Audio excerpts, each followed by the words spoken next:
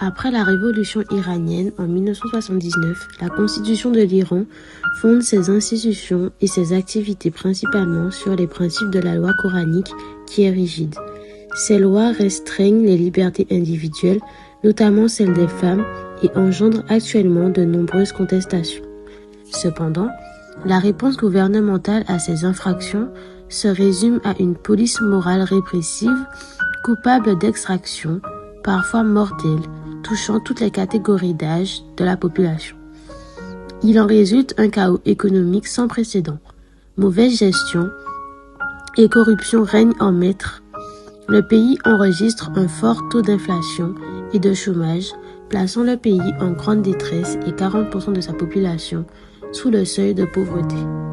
L'article 13 de la Constitution reconnaît certes les chrétiens en tant que minorité religieuse protégée, mais la réalité est tout autre. Ne sont tolérées que les minorités historiques assyriennes et arméniennes qui ont leur propre langue et leur propre église depuis des siècles. Ils ont le droit d'avoir leur propre église. Toutefois, elles ne peuvent ni faire de culte de la langue du pays, ni pratiquer de conversion. Ainsi, nos frères en Christ s'organisent clandestinement en église de maison. L'ayatollah, plus haute autorité politique et religieuse du pays, les qualifie de menaces à sécurité nationale. Depuis plus de 20 ans, l'Iran est l'un des plus grands persécuteurs de chrétiens. Ils sont constamment surveillés. Ils sont résolus à suivre le Christ, mais se demandent comment l'annoncer à leur famille, comment se procurer une Bible. Toute leur vie est impactée. Ils peuvent perdre leur droit au travail et jusqu'à leur autorité parentale dans certains cas. Menaces et accusations conduisent à la délation des pasteurs et des membres. Satan est à l'œuvre et semble gagner du terrain. Notre Dieu est-il indifférent?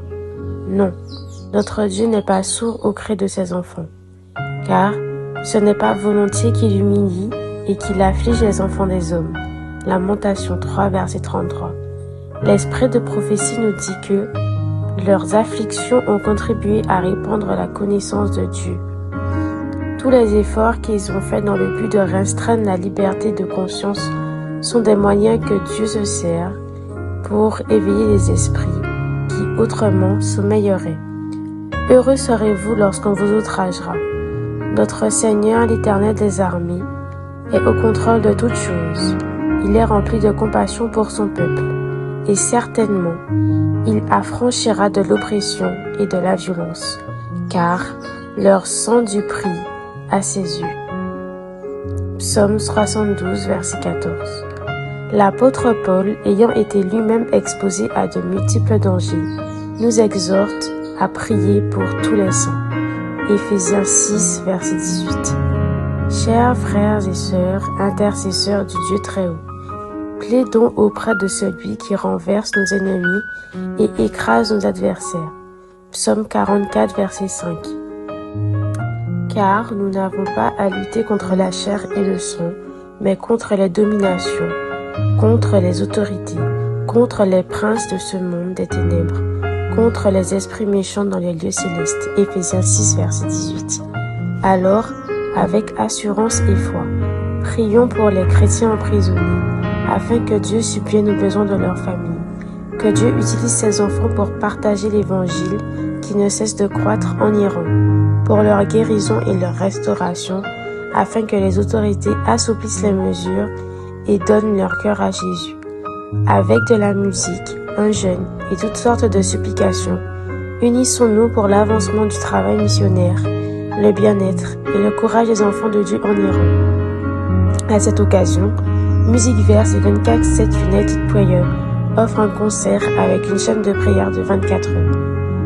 Nous vous invitons à nous rejoindre le 1er avril 2023 pour vivre cet événement. Connectez-vous sur Zoom pour vivre un temps dans la prière unis en faveur de nos frères et sœurs d'Iran.